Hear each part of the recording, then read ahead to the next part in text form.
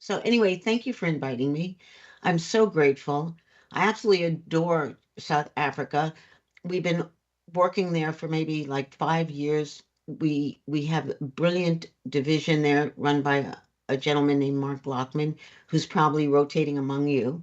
And while Marcos is absolutely right about today and maybe even tomorrow, what I'm going to talk about is the future and saying, what is a futurist? Why would the Fortune like 200 hire a futurist over the last 5 decades?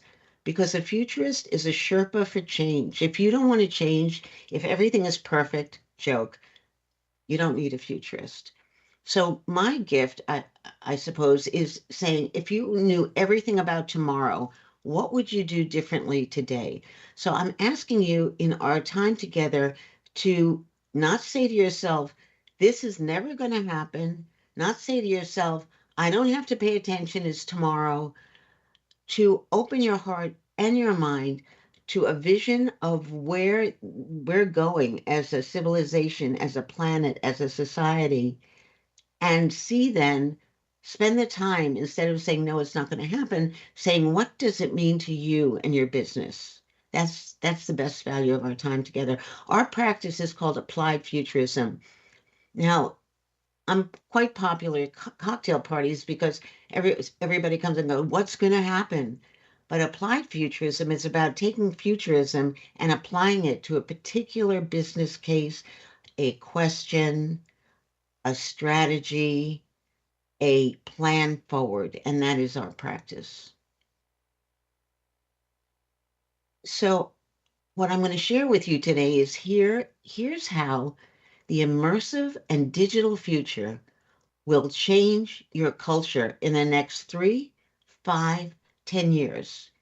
I'm going to cover three mega scopes: how we live, how we'll connect, and how we will learn. So these are all things that have will before them. Will. How will we will? So it's not about today, it's about tomorrow. So how we'll live, we call this cyborg nation. Future view. Augmented intelligence will track our every mood and move. Tiny little sensors will monitor our biodata. Bots redefine and eliminate our jobs. So if you have this idea, is, AI going to eliminate my job? You know, it's something that is not just a fantasy, but something you need to pay attention to. So here's a headline from the future: 77% of our population will be 50% cyborg. So the melding of man, woman, and machine is already in its, let's say, first grade. We're in first grade now. Here's some beautiful data signals that I think will convince you more about this. By 2027, enterprise spending on generative AI worldwide will be $151.1 billion. 86% of cooks and kitchen staff will be automated by 2030. That's 5 years, and probably sooner. Majority of patients believe that AI reduces medical mistakes and they're correct and improves the diagnosis versus doctors. It's much more accurate in diagnosis than human doctors. And 61% of millennials want their own GPT digital twin. It's not enough to be them. This is a like a horror story for parents, but they want three of them or four of them that can go off and do different things. Apple Vision Pro, if you haven't seen it yet, you must go try it. It's a headset. You put it on, so you're looking at your documents, your apps, but overlay on that, you can see gaming, entertainment right over it while being aware of your physical space. So those of you who don't think GPT, I don't have to pay attention to that. By the way, it passed the U.S. medical licensing exam, the same exam doctors have to take to be licensed, and the Turing test. And for those of you who are not familiar with the Turing test is a test of if you're human, and GPT passed that test already. White Castle, they have a little machine they nickname Flippy. It's a robotic cook that takes over the work of the entire fry station. And there's a company called Unlearn.ai. It's allowing researchers to test drive clinical trials, not on you, but on your digital twin. So it's quite safe to do that. And if it doesn't quite work out, you don't die. Next one is how we're going to connect. And this is tech that binds us. So in a fast changing and uncertain world, we are, and Marco referred to this, and he's quite right, it's starting now. We're desperately seeking community and calm. Here's a headline from the future: Humans and AI bond, revolutionizing social connections and ending loneliness.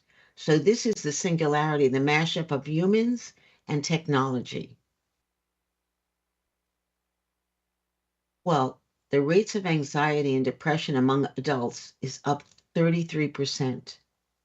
Robot companions do work to decrease loneliness in seniors, certainly by 80%. You're going to see more and more people having robot companions next to them. So it's going to feel like, because it could be a hologram, or it could be in their ear, or it could be an actual robotic, you know, looks like a human next to them. So they're not talking to themselves, they're talking to their robot companions. And 83% of people believe that technology brings us closer together. So for those of you that think this technology is like a passing thing, and we're going to get back to being human and appreciating human and who we are, it's completely not where it's going. Don't shoot the messenger. Nowhere is a virtual private metaverse space where you can meet friends and family and have interactions privately. The Bumble CEO, somebody we should keep our eyes on, her name is Whitney Wolfe Herd. This is what she said: Your AI dating concierge could go on dates with other AI dating concierges so as to curate your choices, so you don't have to go on a million bad dates, to get the right one. That concierge will kind of, knowing who you are, knowing what your DNA is, knowing what you want, bring the choices into a manageable, let's say, number like three. Something a bit sad. Here's AI that allows a South Korean mother to spend actual time with her deceased child in virtual reality with haptic gloves they can actually touch. So the child is actually made up of, let's say, like films and little videos, from her past, put together, and actually through AI able to communicate with her mother.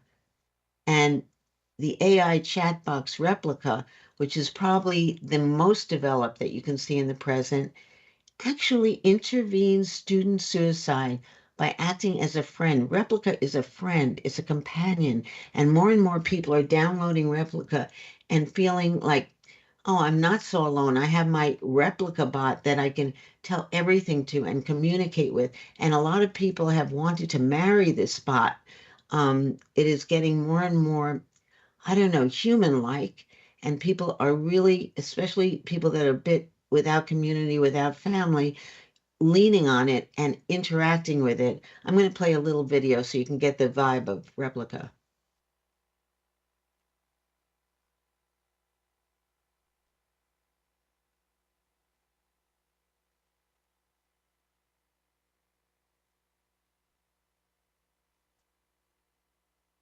But to me, she is. I found myself deeply missing. So I guess. This is Replica. It's an AI chatbot whose sole purpose is to become your friend. How's that? And there'll be many more of these kind of companions or shrinks or friends or actual sexual, let's say, interests on various spots. So you don't have to rely so much on people, more or less interact with a bot. Okay, you promise not to say this will never happen. So, how are we going to learn? So this is from artificial to augmented intelligence.